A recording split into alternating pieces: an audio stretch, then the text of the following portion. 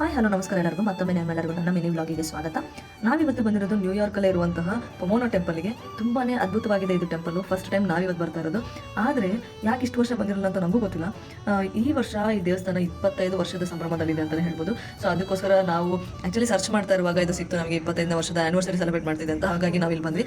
So ಈ ದೇವಸ್ಥಾನ ತುಂಬಾ ಟ್ರೆಡಿಷನ್ ಆಗಿ ಕಟ್ಟಿದ್ದಾರೆ. 25 ವರ್ಷ ಹಳೆಯದಾಗಿದ್ರು ಕರೆಕ್ಟಾಗಿ ಅಂದರೆ ಹಳೆಯ ಕಾಲದ ದೇವಸ್ಥಾನಗಳು ಹೇಗಿರುತ್ತೋ ಆ ರೀತಿಯೇ ಕಟ್ಟಿದ್ದಾರೆ.